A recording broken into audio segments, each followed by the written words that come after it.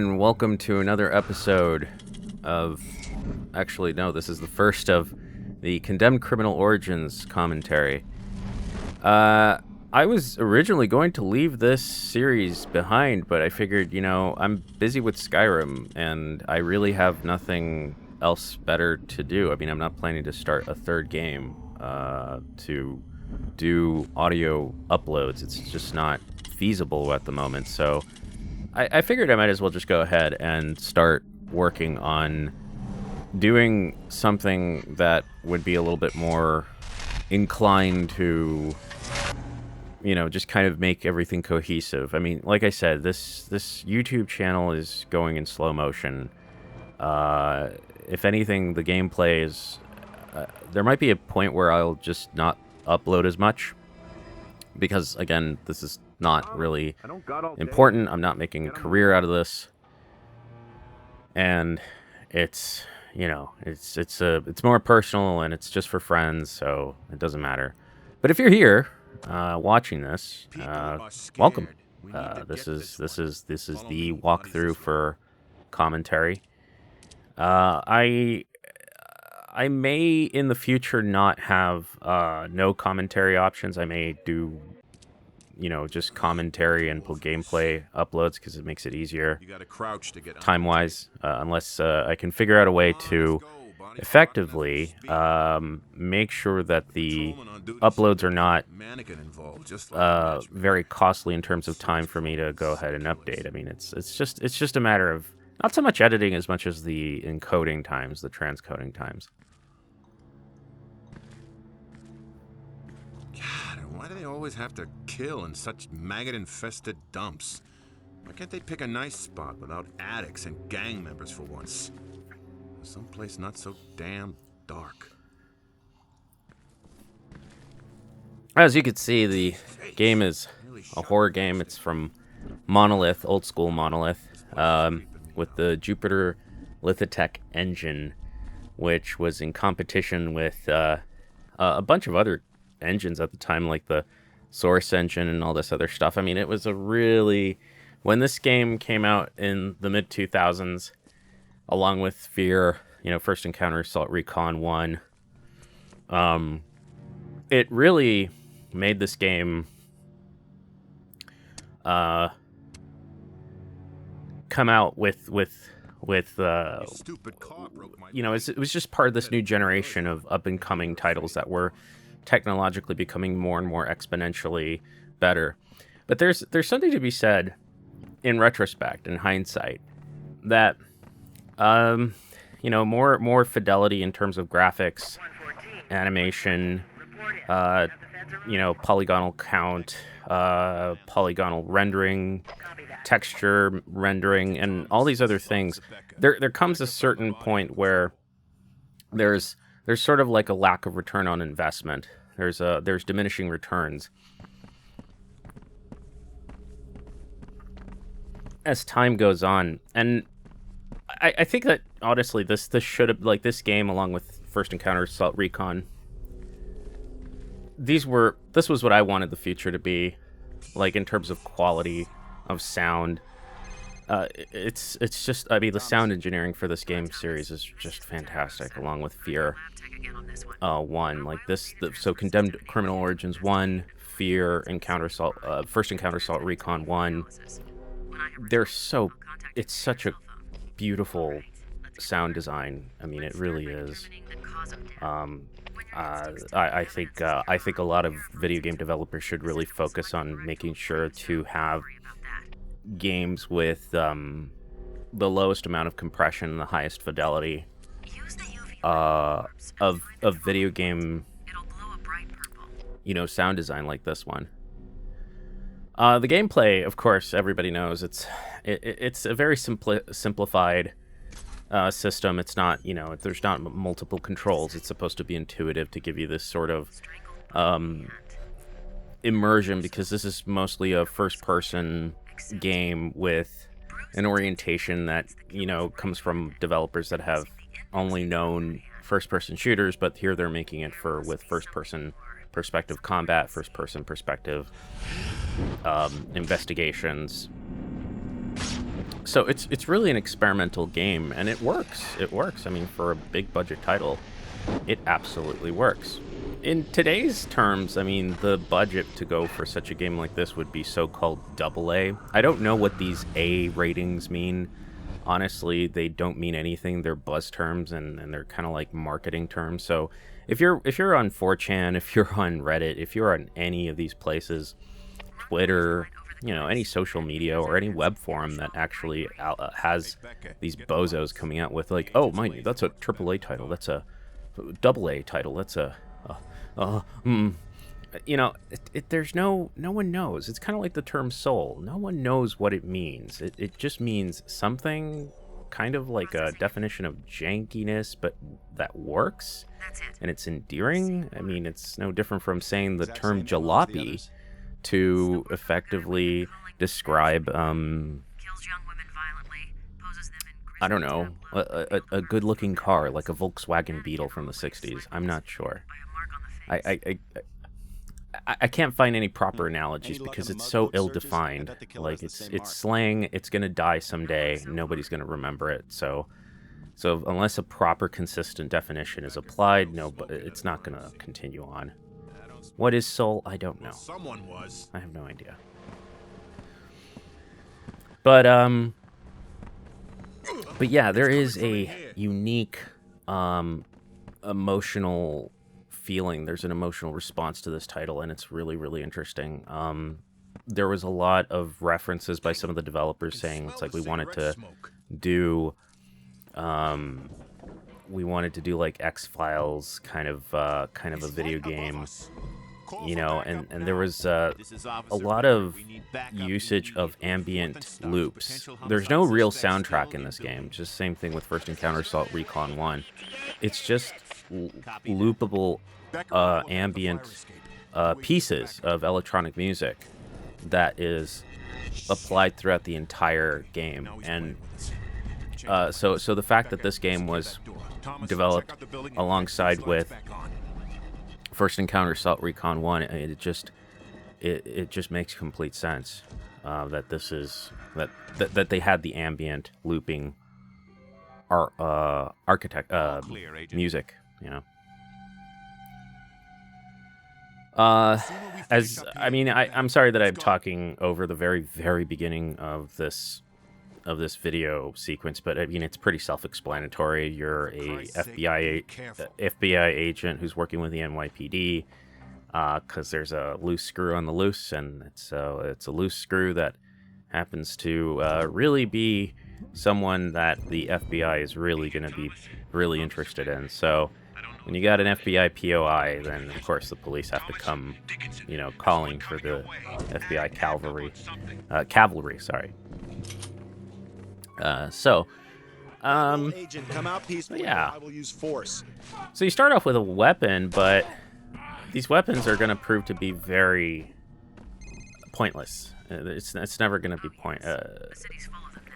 there's no point to having them. Your best bet is to invest in learning how to use melee combat weapons and being very picky about it. I have a tendency to pick certain kinds of weapons here. But for now, at the very beginning, you start off with a firearm. Just to learn your lesson that, your firearm doesn't mean anything. I'm not a completionist, and of course, like many games of the time that have like collectible mechanics, it's kind of like it's an incentive to get you to complete the game if you're a completionist. And you have to understand that the solitary nature of video game playing at the time, which I think is really where video games should be. It should be a single person biased industry that puts multiplayer on second place, unless of course you're inclined to be a very sociable individual who likes to play multiplayer. I mean, it's the difference between playing, mahjong or chess or Go versus playing solitaire by yourself. I mean, games are, the argument can be made by some people. It's like, oh, but games in general are supposed to be, interactive with other people. It's a social activity after all. I agree, but video games are the unique thing of being solitary, and that solitary nature of video games is something that I think should be appreciated for its particular novelty. So I think that's lost on some people who especially have no frame of reference of a prior time when, most video games were a solitary activity. So so yeah, if this game, like I know that for some people the whole notion of liminal spaces and liminal space horror is kind of something that most people tend to like say, "Oh my god, I don't I feel creeped out by this game because it's so spooky and whatnot." The opinions are usually kind of delving from a perspective of someone who is agoraphobic, right? Or they've learned some agoraphobia because of certain particularities of needing to be in a safe, uh, space, right?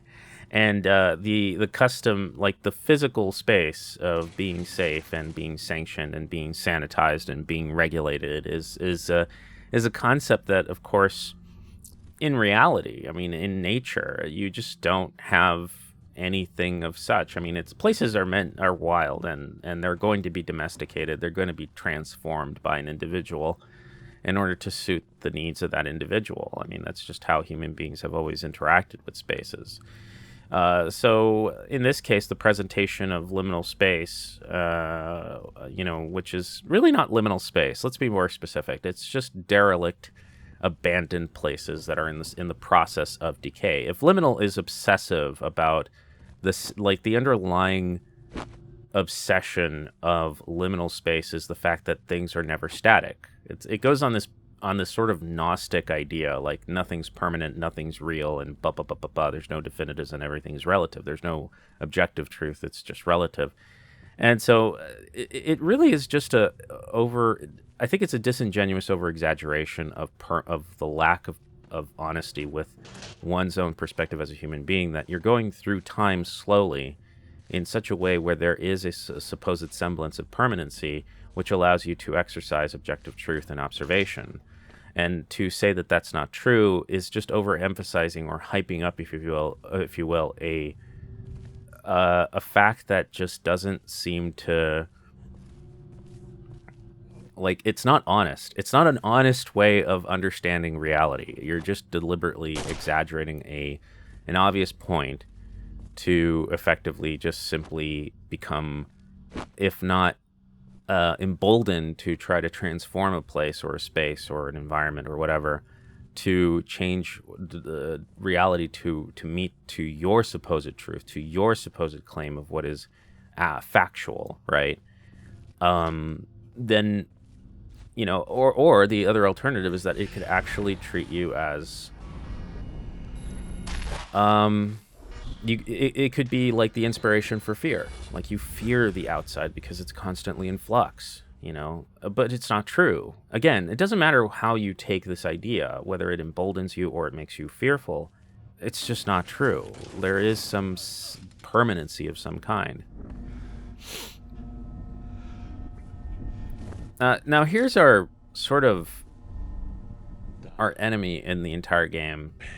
And you don't see his face until much later, but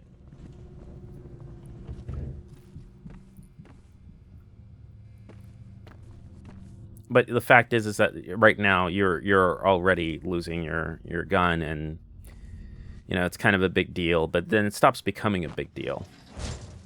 The process, I mean, there's a component to this game that it demonstrates a quiet form of personal horror. The protagonist that you play as is going through a sort of a heart of darkness kind of process, an odyssey, if you will. As the game progresses, he becomes more and more darker himself. So there's already something within himself that was already pretty dark, and now it's just going to get a lot darker.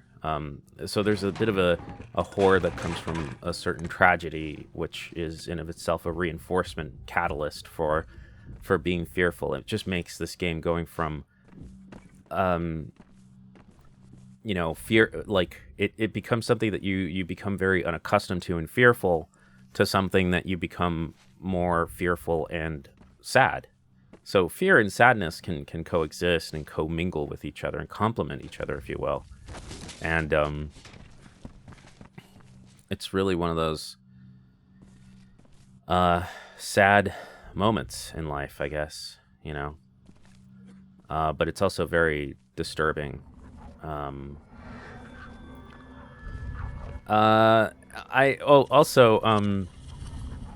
So because of this sad turn of events that is also part of the horror, I would say that this is where it makes this game, you know, a bit of a classic, because the sort of binary or reductive form of understanding good and evil is still going to be reductive in its depictions. There's no real nuance in video games. There's never nuance, and nuance oftentimes gets lost in the tonality of game design, which is all about exaggeration and hyperbole and whatnot. And so I wouldn't really say that this game follows the exact, you know, language of most typical video games. I think it makes it quite exceptional in this regard, that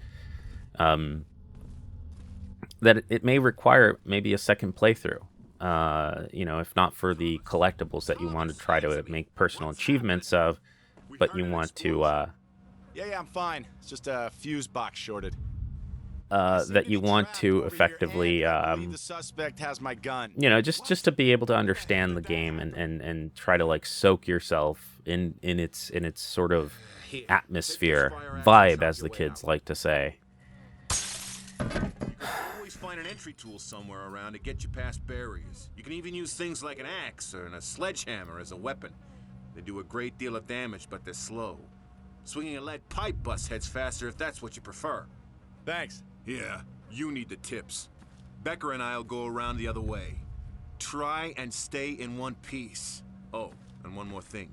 If you find yourself in a sticky situation, use your taser to temporarily stun your target. If you're close enough, you'll find it a great way to disarm the slug of his weapon. So yeah, we're beginning to see the kind of you know, the beginnings of basically where we have a sort of instigation of the beginning of the end for our character. So it goes into this sort of Lovecraftian point of tragedy, of downfall, because one of the aspects of Lovecraft horror is the corruption that one goes through, and being influenced by the corruptions of anything that particularly comes about to seduce or to try to change you to becoming something that you are not originally. So it really is kind of something that you have to kind of be careful with. In like Lovecraft actually offers one of those lessons. You know, it's like don't let, you know, the external forces to effectively corrupt you, even though there is a great possibility that they could. Try to fight it as much as you can, and I think that our character does fight it until the very end. You know, so. If I seem to be spoiling this game, I'm not.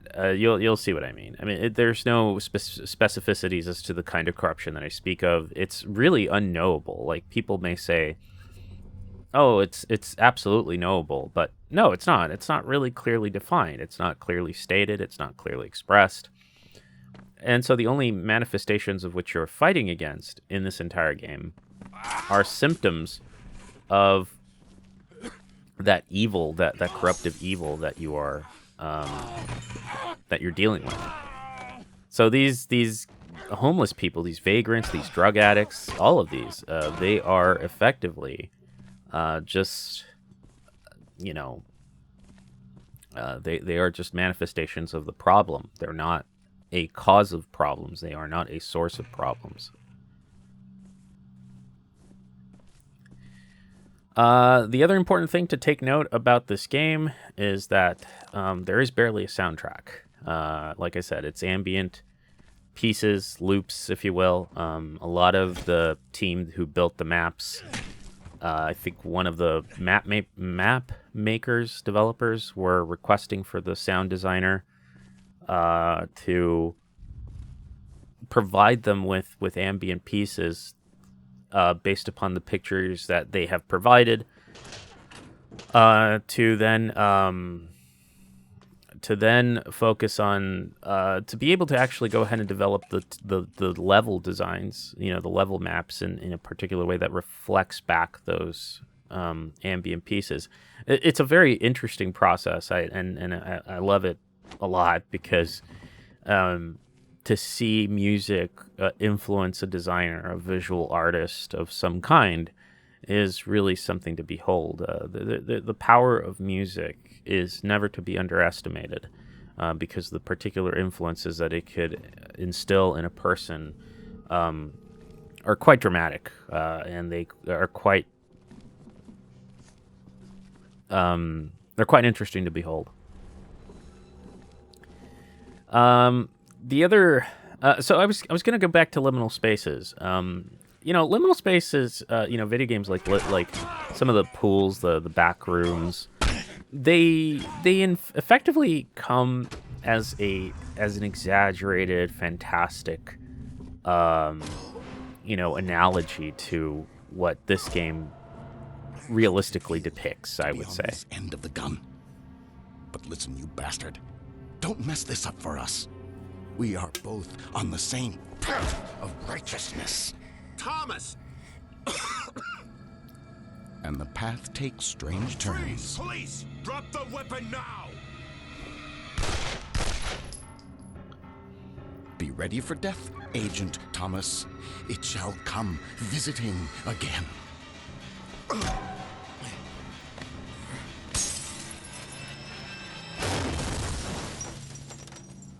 So yeah, this is this introductory chapter is everything that you've seen in this chapter is pretty much all there is to this game. The mechanics, the shooting, the set designs, the music, everything is done in this chapter, and so going forward, you have something else.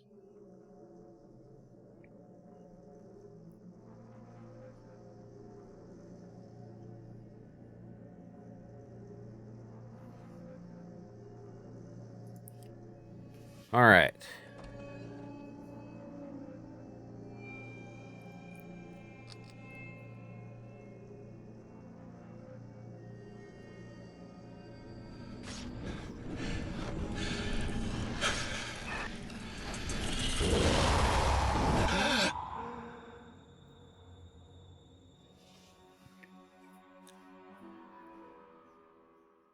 I would say that yeah, it's long distance foreshadowing for sure. Hello, Ethan. Who are you? What is going on? Calm yourself. My name is Malcolm Van Horn. I was a great friend of your father's. Yes, I remember you a long time ago, but why are you here now? Last night, well, I was nearby. An unfortunate scene. You did your best, but it could not be helped. The detectives? They're dead. Shot with your weapon. And you will be blamed for their deaths. Ridiculous. I'll just tell them. What? Tell them the truth? In retrospect, I have to be honest with you. This scene is incredibly rushed. There is a lot of, I wouldn't say exposition. It's just more of the particularities that deal with having to establish a world, like in a sort of built fashion that allows for a scenery to start, like something to build upon. Ethan, you trust me. It's I'm here to help. Now go. It's very difficult to kind of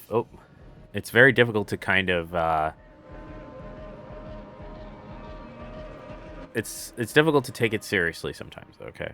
That's all I'm gonna say. It's difficult to take it seriously because there is nothing really You woke me. um, No, I quite don't know. serious to What's your business? really My name kind is of like Malcolm deal Gordon. with I'm an orphan of the family. when you just had Invited me to an see initial you. level Must have forgotten I was arriving today. Please stand clear. We need to search. that introduces to you all the mechanics and introduces you the story in the most visceral way, and then all of a sudden you have this moment of calm. It's calm, but it's rushed, and you're supposed to just kind of take it in strides. You're supposed to say, "Oh, hey, yeah, you know, this is absolutely doable. Like this is absolutely acceptable to have everything done in a very fast-paced way of telling a story." I have to be quite honest with you that there's a certain like during the late 1990s, like specifically 98, 99 through 2002 or 2003, there was a huge period of where exposition that used to take a little bit longer was steering more and more into fast-paced, expedited tropes. You know, it was really fast-paced. Uh, exposition. It was always simplistic. I didn't quite enjoy it much at the time. I liked something that was slower paced. And so, but I guess, I mean, again, this is a video game, so there's a certain degree of what is appropriate and what is possible and what is doable for the people who are developing the video game, for the storytelling, for the kind of storytelling that you can get away with. So, all those factors play into the economics of development, right? So taking that into consideration, there's really, I can't really blame the way how the exposition is being given in this second part of the game, but all the same, I mean, it's just a little, it's rushed. It's very rushed. So in this second level, you're supposed to find the apartment building room or Thank God. apartment I thought they in would've the suspended my lab apartment access. building next door. Still light. The photo I didn't development kill those lab guys. of the perpetrator, who may seem very familiar already, because we're on the hunt. Sure, I still trust you, and that goes a long way.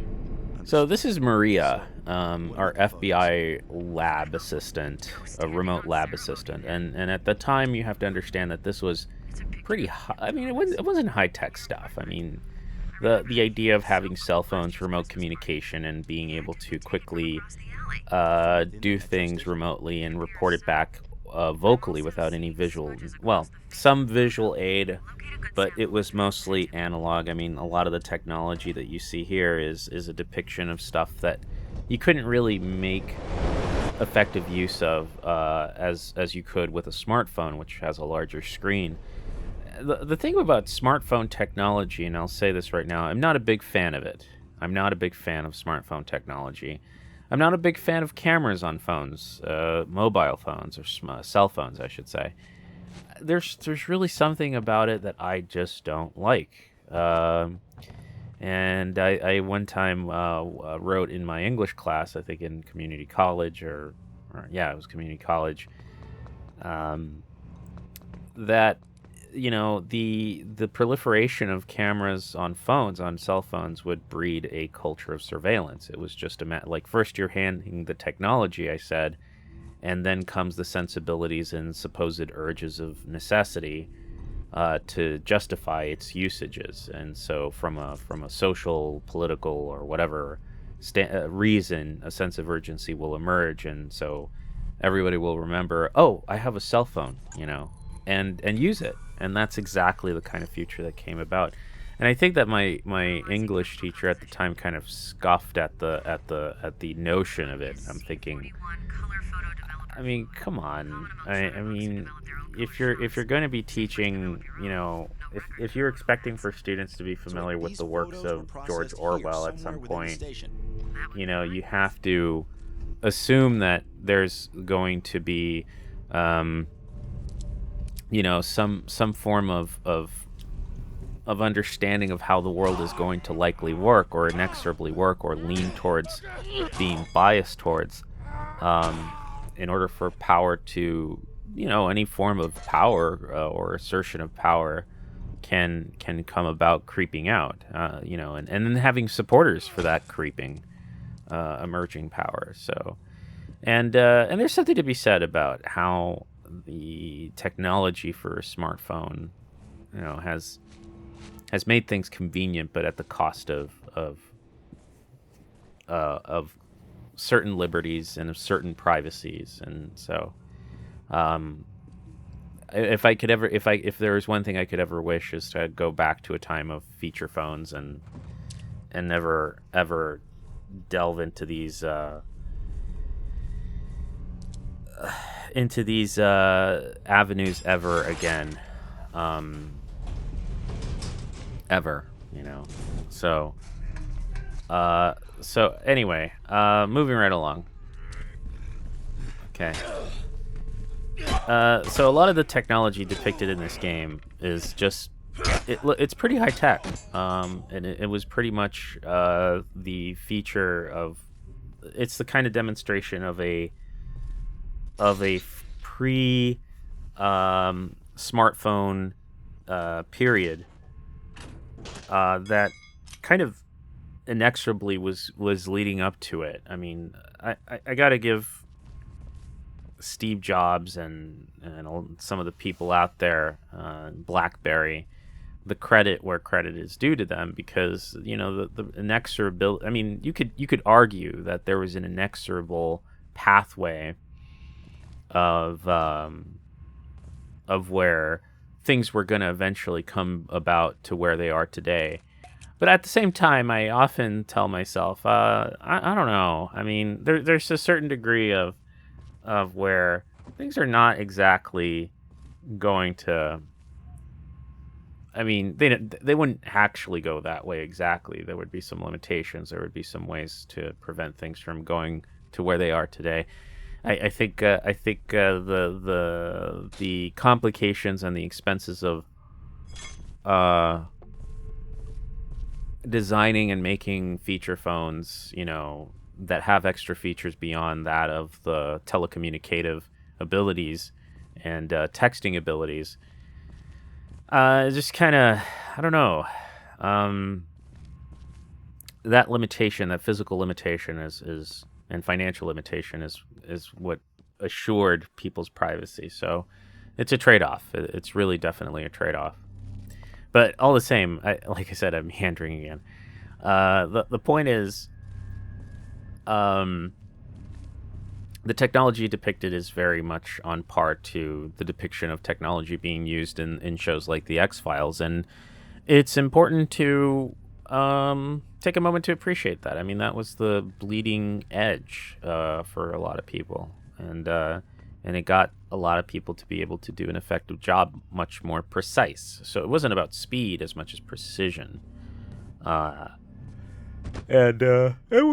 Excuse me. With a bit of time, savings along with it. But time savings wasn't the primary thing. It was precision. Let's see. Yeah, so here we go. Listen and be quiet. I don't have long. The police are now searching, or more properly destroying your apartment. They seem to have no faith in your innocence. But I am innocent. I know that. You must prove that. One more thing. You have a special talent, a gift that very few of us have. We haven't time to discuss this fully, but trust your instincts. Rely on them. I must go now. Remain alert. So yeah, to remain, yeah. So the instructions given of trusting your own instincts is this sort of, again, these are friendly little tips, but they serve as a double-edged sword. They serve as the ways for the change, for the descent to begin. Excuse me, in our protagonist. Sorry about that. So, yeah, I believe that one thing, for future episodes, I know this is going to sound like as if I'm trying to excuse it, but I think the biggest white elephant in the room is the fact that the character doesn't really walk very fast, and that's deliberate. That's to build suspense, because otherwise this character would be a melee combat. It would be a melee combat badass, and so I don't, an unstoppable melee combat machine. So, and so unfortunately, his, I think as a way to deliberately not just make you too powerful, it was set, the pacing was set to traverse in a certain degree that guaranteed that you would have to be on your alert since you cannot actually go ahead and zip through levels that fast, which is why the run meter is limited, or I think it's going to be limited even more so later on.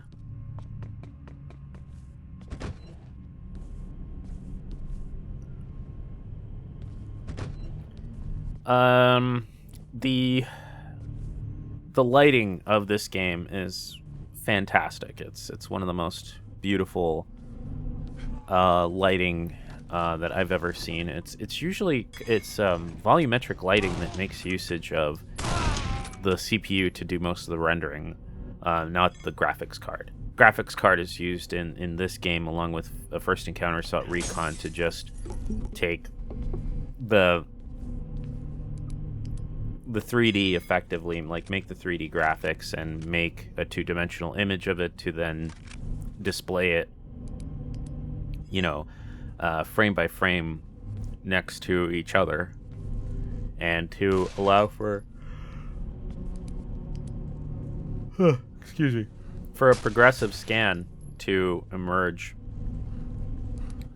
I'm not very sure how progressive actually tends to work. It's not interlacing, of course, but it's a progressive scan-like kind of rendition of 3D graphics, and then represented in a two-dimensional image on your monitor. That's how it works. But now graphics cards have more and more utility. Graphics cards have even audio interface or audio capabilities. So they're not great digital audio technology, but it's something, and it demonstrates how far graphics cards have come. Excuse me.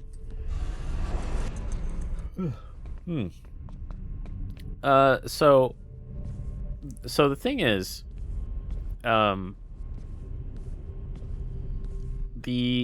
this game actually has a lot of this usage that is, that was at one time very CPU intensive, because it was delegated to the CPU to do this job and not the graphics card.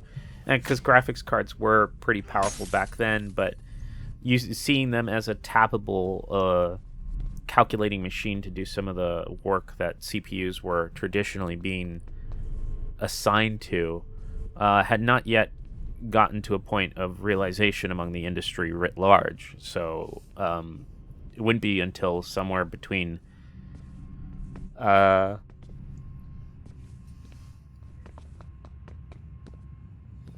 would say sometime between 2006 or 7 that people started to say, well, we have these graphics cards. They have a lot of potential processing power that is not utilized in certain, in certain applications, especially video games. So, and also we have certain cards that are applied full on, but in excess to what is actually needed. So why not have any spare processing power from the graphics processing unit to the GPU, right? Not the video card itself, but the processor on the video card, to effectively be used as a secondary parallel central processing unit. So this particular this particular development is quite interesting, to say the least. It sets the stage for the kind of things that we're seeing today, with not just SLI, which of course is now a technology that has long been retired. It was a cool technology at the time, but it's also very, electrically, it wasn't very cost effective. I mean, it was like you needed 2 physical cards, you needed bridge, you needed firmware, you needed video games that supported it, and not many video games supported it. But having that technology of where you could use 2 graphics cards to output a processing of a single image resulted in some really fast-paced development, which unfortunately, today, any modern card of today, of the current day and age, as of the time of this posting of this video in 2024, you don't need SLI. You don't need any of that parallel GPU processing power, because it's now sufficiently powerful. And now we're getting to a point where, with the existence and proliferation of ARM chips being on smartphones and being able to do some stuff as far as 3-dimensional graphics Thomas go. speaking. Ethan, it's Van Horn. How do you know this number anyway? I know many things about you, Ethan. Since your father's death, I've watched you, hoping that you would find your potential. My potential? Yes, you've become an excellent investigator. Not through training or luck, but instinctually. However, you'll find that you are capable of seeing so much more. Again with the instincts. They're a gift from, well, perhaps not from God. Remember, they can help you and others. Again, I must go. Be careful. Like I said, it's with ARM chips being proliferated, demonstrating themselves in the wild with smartphones. There's this real inclination to effectively have smaller, smarter, more economical graphics cards to come about, and really the consumer base to effectively eschew, past $300 or $400 video cards, and simply go for video cards that are, as economical as you can get for the money's worth, and not having to break the bank as much, as it were. I can argue that is definitely the case in some cases. I could also say that as someone who unfortunately spent quite a bit of cash on, especially during the pandemic, when unfortunately I had a necessity to have an upgrade, and that upgrade just ended up actually having to require me to buy a graphics card. So I paid a premium for that time period. But anywho, prices are coming back to normal, and I think they might come back to, even if they stay at a certain price point, you're getting a lot more worth for your money than you were before. I mean, many, many, many ways before, and many times before. So I can't complain. I really can't. But yeah, the technology behind this video game was very novel at the time, and a lot of people really liked a lot of the end results. Let's see, what else? I personally would say that this game engine wasn't, it was designed for the particular ways of how most video games were expected to run on PCs. So it was mostly CPU taking most of the load for analysis, and graphics cards being delegated for just graphics, and the dedication device. I mean, like, a graphics card may seem like an integral component in these days to any system build on as far as personal computers go. But there was a time a long time ago where graphics cards were seen as a luxury add-on. You were just doing something because the application that you drove on your system, which is usually a video card, would require a graphics card, and it's because of that sensibility. A lot of PC gaming, even to this day, can be construed as something of a bit of absolutely a luxury, because the necessity for a graphics card at this point a dedicated one at that, is really just to do a lot of premium desktop allocation, like, you know, like making use of such particular, you know, like you'd have to need those things in order for like to need those pieces of software for you to use, in order for justifying a graphics card application, right? So but and over time people started to see that. I mean, like the reason for consoles, you know, for a time being seen as the future for video game development, and influenced a lot of the industry to orient themselves to consoleizing, if you will, video games, was merely just to adapt to the reality of the preferences of most people who would become video game customers, and that preference is that they don't like PCs. They don't like PCs, they don't like Macs, they don't like gaming on the PC, they just see PCs for work. So, and that was originally how the viewpoint of them. And so there's a certain validity to that, of course. But because you're dealing with, the argument went against that, of saying it's like, well, you know, we didn't have problems where we used your computer or operating system or whatever as an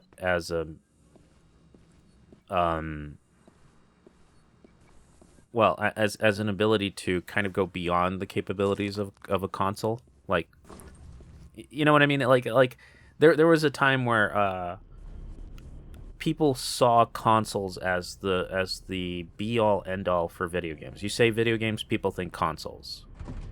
But and a scant few would think of you know, electronic video game mediums as a whole. Like it would be kind of, it's a very difficult thing to explain.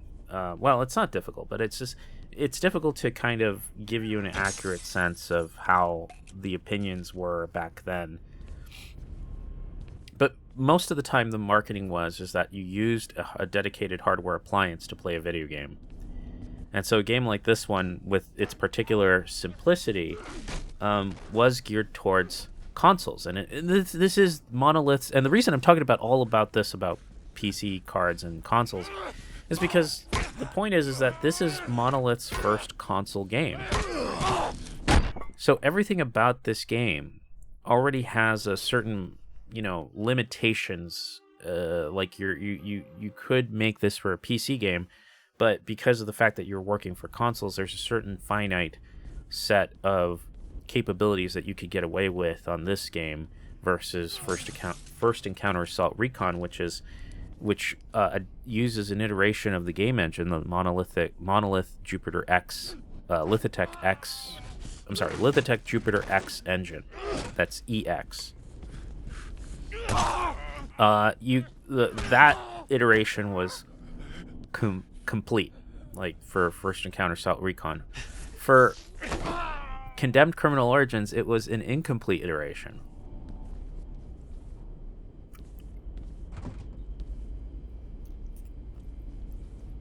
And so this incomplete iteration, yeah, those prices suck. That's terrible prices. I mean, at least it's better than today. But yeah, those iterations of applied here in Condemned are very little compared to what is found in First Encounter Assault Recon. And so that simplification was a deliberate choice because you had to work with you know, a hardware appliance, which is a console. So hardware appliances have their limits. They're not general purpose computational machines. They have a very specific task and they have to fulfill them. So that requires a certain small sized program or a program that fits the hardware, as it were. So anyway, with that said, that is exactly who, or I mean, that was the kind of ambient scene at the time for the video games industry, and so that was the kind of game that, you know, that's why this game is the way it is. You know, it's highly polished, but there's a couple of things that are kind of missing, and it has a lot to do with the limitations of the medium that was used at the time to deliver this game originally. the consoleization of otherwise PC games goes a long way. I mean, it may result some nice surprises like Condemned, although things like Oblivion could also be the end result, you know. I'd also like to point out that the portages of some console games to PC were also notoriously bad at this time. You know, between early to mid 2000s and earlier on before that. You know, when you had games like BioShock beginning to use engines that could export to different hardware appliances, i.e., consoles. It was very exciting, like BioShock to come out on PC and also be, on the 360 or the Xbox and PlayStation 3. That was exciting. That was really exciting. Excuse me. Really tired today. So, the fact is that you have this sort of idea of like, oh my god, you know, we're finally going to get the benefit of building a PC. You know, we're going to have games on the cheap, and we're going to be able to have all the games that we wanted to play ad nauseum. You know, which kind of begged the question of whether the cost of putting, you know, a PC together justified the value that you were getting for the games that you wanted to play, which of course kind of make themselves self-evident when you're buying a video game, you know, cartridge or CD for a console. But when you start having a very, you know, beefy PC and you start playing some of these games that last for 8 hours for $60 or $50, around there, you start thinking to yourself, okay, well, how do you actually, like, can you justify the costs? And for some people, I think because of the replayability of some of these games, including this one, in the perspective and minds of some people, and this was before online gaming beyond the massive multiplayer online role-playing game, you know, started to come about. I mean, most people would say, yeah, this is totally valuable. This is totally worth it. You know, worth the money. Buying the PC for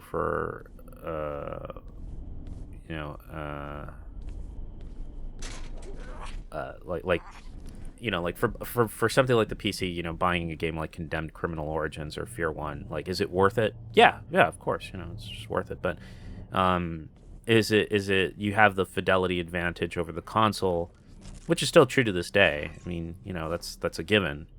But these days, you know, I think I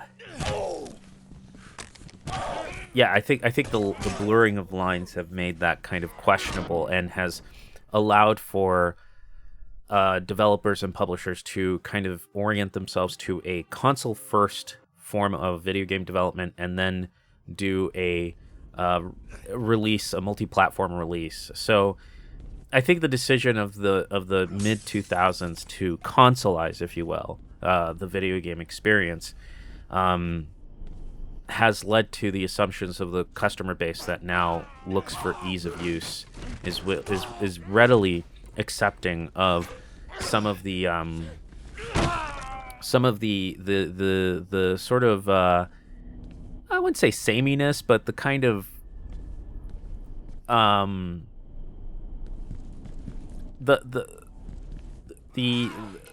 sort of like the acceptance of having a game like that is simplified, reduced, not as complex, that is easy to learn, to rather than something that's more complicated and more involved, because they simply want to, and here comes the magic word, they want to immerse themselves into the game easily. And so any way that disrupts that process of immersion, suspension of disbelief, is going to be something that is going to take people out of it. Combine this with a competing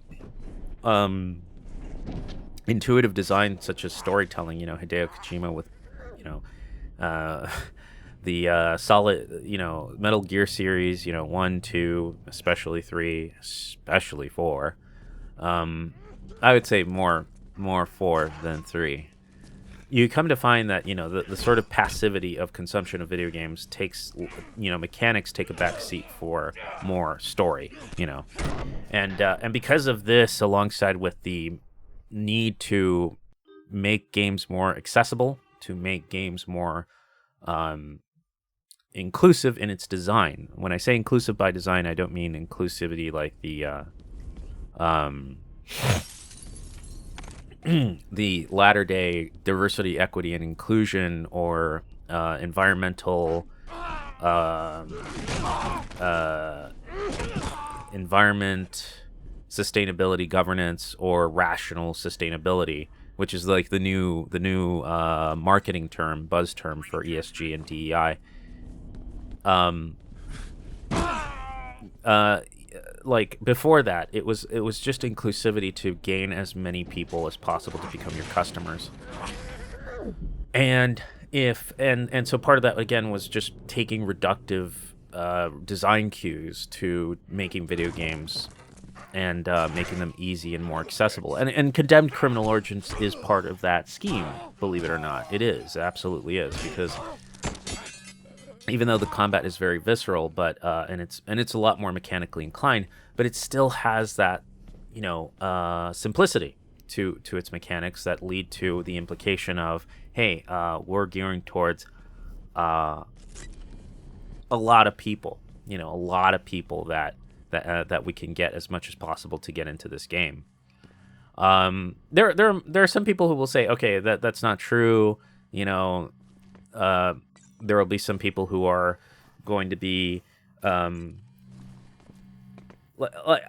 forget like what possible reasons there could be to negate this claim, this argument that I'm making, but I would say that again, the sort of, I wouldn't say dumbing down, but the simplification of video game design during this period is what led to the kind of things that we have today for products, both on the independent video games development scene and the more moneyed developers and interest groups, so that make video games. So yeah, I have to be honest with you. I think that the saturation and popularity of video games and the attention and necessity that some companies have had, and to prioritize, obviously profitability, to make an expansion of the marketplace, as it were, kind of lead to a loss of a certain kind of dedication and orientation for the kind of customer that you want to reach. So it's just capitalism, I guess. But that's where you have to be. That's why it's okay to be discriminating about the games that you play. You could, if you liked only just one game in a series, and then you think that the rest of the series is not that good, you're absolutely probably on the money and correct to say that. Absolutely. So, there's a friend of mine who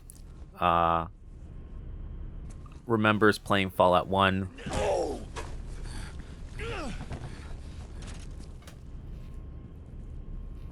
Playing Fallout 1, Fallout 2, and then as far as the new Bethesda games, or the new Game Byro games, they decided to play New Vegas, and just New Vegas, because when you asked him, what do you think about 3? What do you think about... it was just 3 at the time.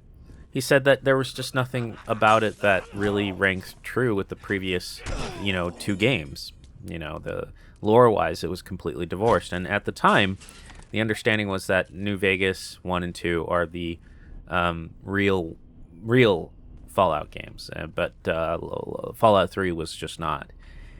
So Bethesda comes back with 4, and of course does their whole rewriting, of history.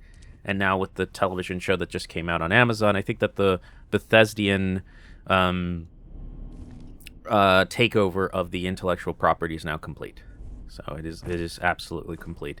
But for those of us who are not conservatives or originalists or diehards or purists, those labels don't apply to us. I think I think for those of us who remember the games that stood before and remember what those bylines and those stories meant, then,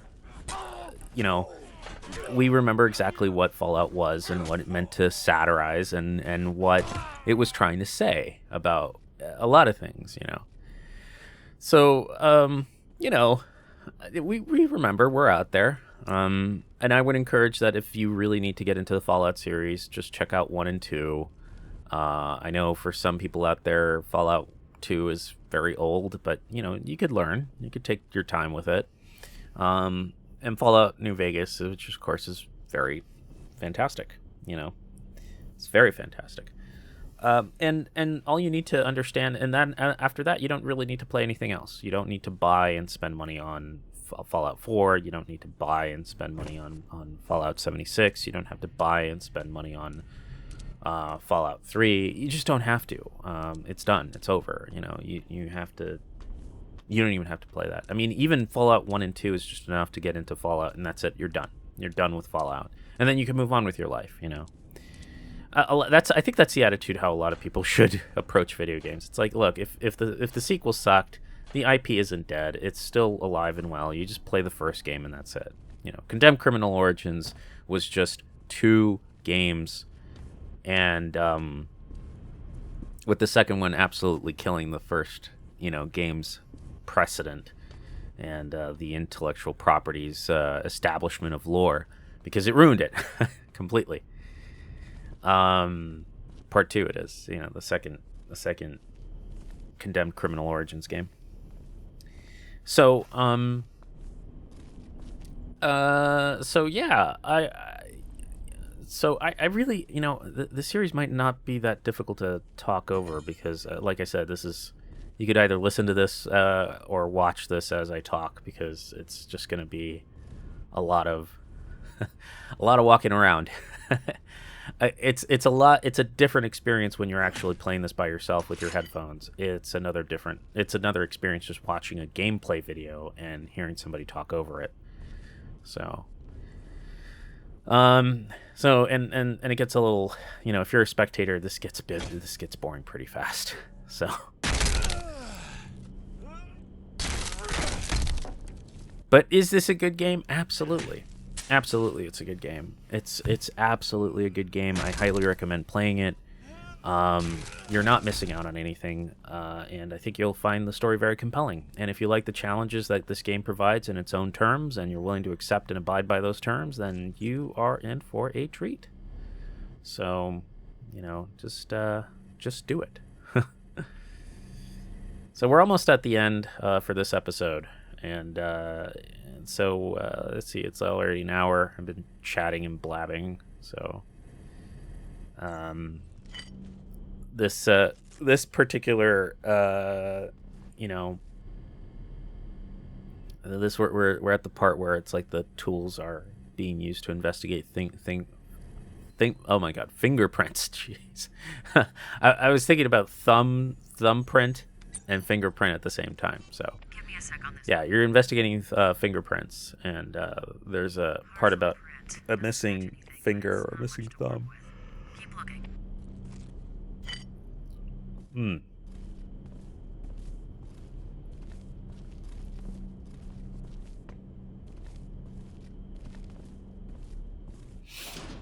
So, yeah, I seem to get lost, and this game gets very confusing at times. It's like a labyrinth, but it's a deliberate, thing. The game did its job at confusing me.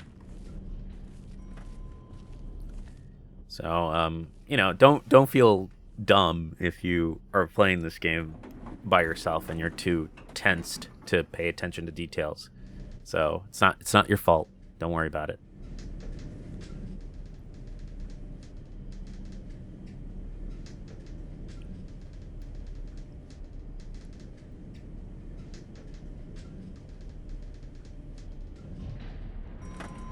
All right, so yeah, we're almost at the end. So I have no let's see, what else can I talk about for the thing about this game, I will say this as more of a kind of a criticism, is that it does lean on, you know, sudden spooks. You know, it does this, you know, kind of a way to jump scare you and, you know, kind of put you on your toes. And I could forgive that for this game because it is trying to get you on your toes. It keeps you on your toes already. So to sometimes having these moments of surprise are kind of a nice welcome release of tension buildup. So, you know, I don't get angry or upset or anything like that because of jump scares. I really don't. Because, again, this game is very tension building, sorry. And as a result, it's very it's very good to actually have your moments of combat. It's actually very nice. There's certain particularities about this game's combat that gets a little odd. You know, like it gets a little strange. But I would say, but it doesn't really get. I mean, it's strange because it seems like it goes through a mechanic that tends to mimic the player just a little bit. You're supposed to expose yourself to a certain point in proximity of your character, of the enemy NPC, and then it starts doing its routines. So it's a very strange battle system, but I'm not sure if you're like I said. I think there was a strip down of the particulars for the combat system of this game that works. You're taking like a squad based system, and that has to be adaptive to the fixed structures of which it has to operate in, and you're taking it into individuals, you know. So like when you play with individual enemy NPCs, they tend to behave in a very particular way that I think you could say it's algorithmic, very algorithmic, but it's not entirely stupid. It just happens to operate in a very particular way that's not very. I don't know how to describe it. It just dumbs, like if you're down to just one person, it starts mimicking, you know, the player. You know, it's just waiting for you to come out and dare to play chicken with them.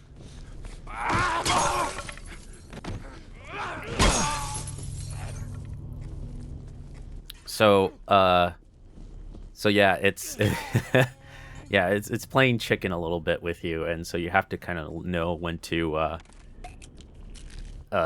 stop, when to go, and that kind of stuff.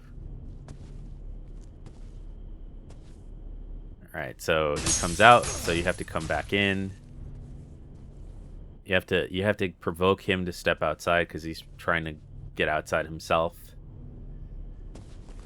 Oh, I got hit a lot. Originally, I was playing this game on hard mode because this game can prove very, very cathartic. Like it's a real gem to play this game in the most difficult setting. But unfortunately, because of the purposes of this LP, I somewhere along the line I changed it to easy mode because I really needed to get in on easy. Oh man, so.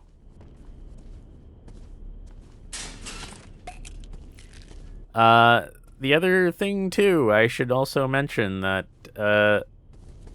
it's really difficult to kind of I don't know how to explain this. It's kind of difficult to sometimes justify playing games in a difficult setting. Like I don't mind doing this in a live stream, you know, because you could be forgiven because it's live. But for recordings like this, I really want this to be a seamless experience and make it easier for myself to edit. So forgive me. I know I should get very good at video games and be very intuitive about it. But in some cases, I just want to, you know, hit the cruise control button, as it were. And especially when I'm doing something for pleasure and somewhat learning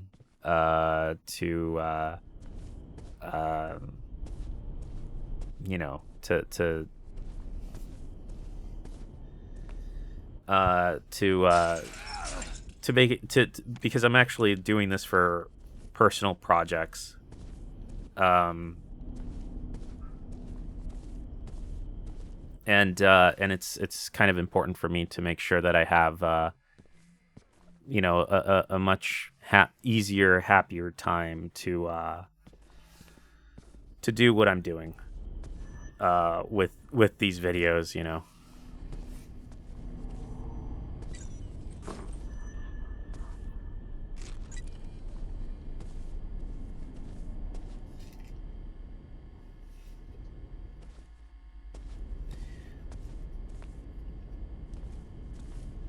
Okay, so all right. So at this point, I'm almost yeah, we're at the home stretch. So in this level, I have to search through. We're getting close to the photography room and the photo lab room, and right across from the apartment where we were at the beginning of the level, and we're making our way up. So.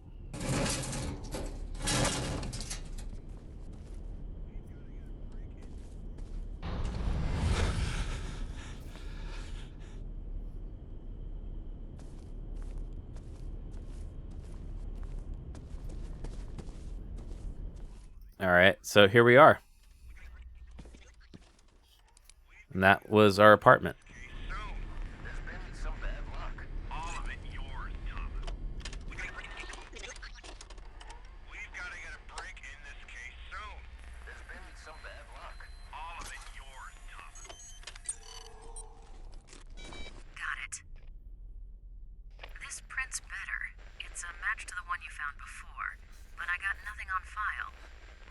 FBI, NSA, Patriot Database, Interpol.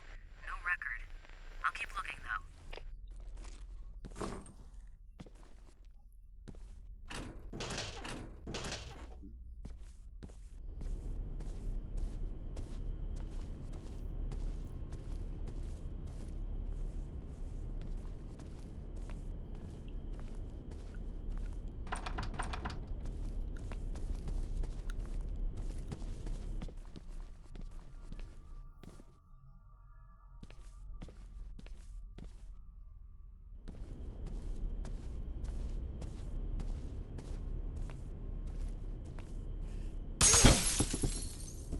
Yeah, I gotta be honest with you. This is the part where I keep saying it's like this game can confuse you at times.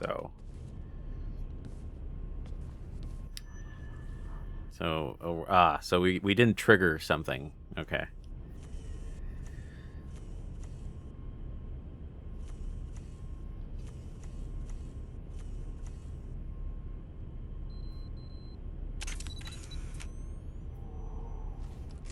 Processing image.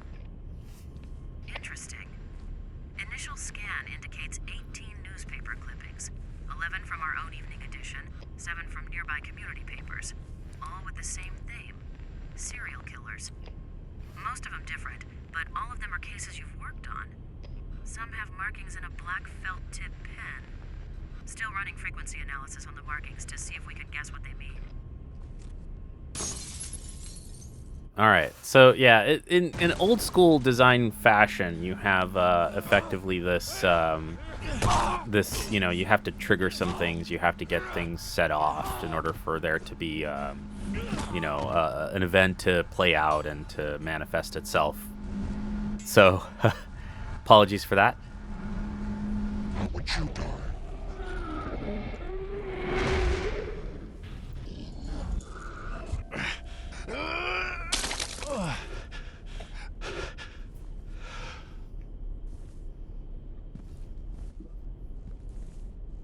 It's very mysterious, and there's our guy. It's very mysterious how that whole vision sequence played out. So it's something for you to kind of pay attention to. There was another flash sequence there that I didn't pay attention much to at the time.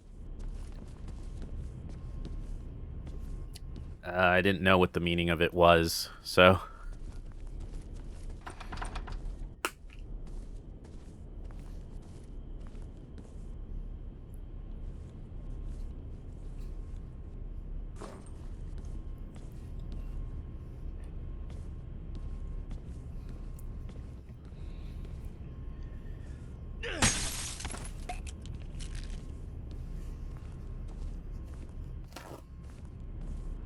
So here we go. We're going precisely after the guy, but of course we're not going to make it because, you know, it's the beginning of the game.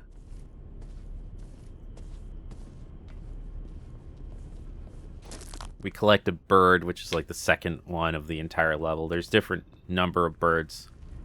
Here you're supposed to find like 8 or 6 or something like that. And what it does is it unlocks, you know, certain items, certain viewables, collectibles, you know, things that explain the world of the game in the background. So as to not take you away from, you know, immersion. You know, you could look through the dossier, and check out what's going on behind the scenes, behind the action. Beautiful, beautiful, beautiful.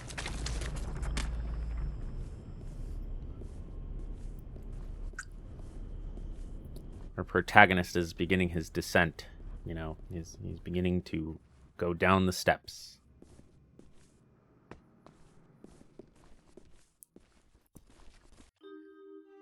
So that concludes the end of our episode. I hope you guys find yourselves well, and hope to see you next time.